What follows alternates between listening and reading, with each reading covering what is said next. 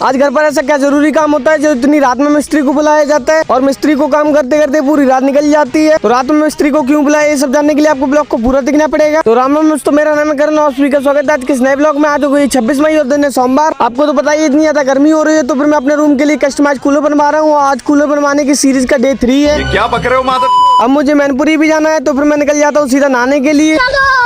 तैयार होकर खाना पीना खाकर अमर पापा दोनों लोग बाइक पर बैठकर निकल जाते हैं सीधा मैनपुरी के लिए। मैनपुरी पहुंचकर अमर पापा सबसे पहले तो गद्दे की दुकान पर आ जाते हैं, क्योंकि हम लोगों को अपने सोफे के लिए गद्दे की सीट बनवानी होती है। बहुत पैसा है अपने पास। लकड़ी के सोफे होते हैं, इसलिए कस्टमाइज सीट बनवानी पड़ेगी। तो पापा जल्दी से सोफे का साइज बता देते हैं। हरामी हो बेटा। सोफे का साइज बताकर फिर बाइक उठाकर अमर पापा दोनों लोग निकल जाते हैं कूलर बनवाने के लिए। जो मैं कूलर बनवा रहा होता हूँ उसका प्लान अंकल जी अचानक से कैंसिल कर देते हैं और मुझे दूसरी बॉडी दिखाने लगती है, लेकिन मैं मना कर देता हूँ। काफी देर अंकल जी को समझाने के बाद अंकल जी आखिरकार मेरा काम कर ही देते हैं। तो मेरे कूलर का लगभग 50% काम कंप्लीट हो जाता है। आओ माँ कसम। अब मुझे कूलर में और भी काम करवाना होता है, इसलिए मैं कूलर की बॉडी को ट्रिपल लोड करके निकल जाता हूँ भूपेंद्र भाई की दुकान के लिए।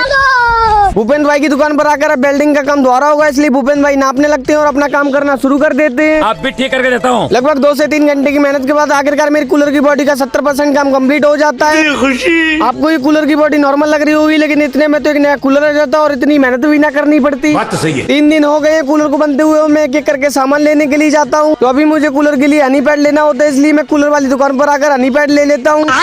मेरी सरसों बिचनी है, इसलिए बाबा ने सरसों का सैंपल भेजा होता है रेट पता करने के लिए। तो फिर मैं राज भाई के साथ अपनी गली में बनी हुई स्पेलर पर आ जाता हूँ। पैसा ही पैसा होगा। सारा सामान मार्केट से लेने के बाद फिर मैं अंकुर भाई की दुकान पर आ जाता हूँ, क्योंकि अंकुर भाई की दुकान से मुझे सीमेंट की बोरी ले जानी होती है। नहीं सारुण के यहाँ कुछ तो गड़बड़ है। टिर्री रोड पर तैयार खड़ी होती है, इसलिए मैं जल्दी से सीमेंट की बोरी को ट्रिपल दबा देता हूँ। ये सब क्या देखना पड़ रहा है। मैं खाना खाकर बैठा ही होता हूँ, तभी भूपेंद्र भाई अपना सामान लेकर मेरे घर पर आ जाते हैं। लेकिन ये साला कर क्या रहा है यहाँ पे। मेरे पापा के साथ साथ भूपेंद्र भाई भी मेरा कस्टमाइज कूलर बनवाने में काफी ज्यादा मदद कर रहे हैं। Thank you. अभी रात के 11 बज रहे हैं और पूरे गाँव में सब लोग सो रहे होते हैं और भूपेंद्र भाई अपना काम करना शुरू कर देते हैं। ये बातें बताई नहीं जाती। अभी रात के 11:50 हो रहे हैं और अचानक से लाइट चली जाती है, तो काम को रोकना पड़ता है। राम राम दोस्तों, आज का ब्लॉग यहीं समाप्त होता है। अगर ब्लॉग अच्छा लगा तो लाइक करें, नेक्स्ट ब्लॉग के लिए फॉलो कर ले।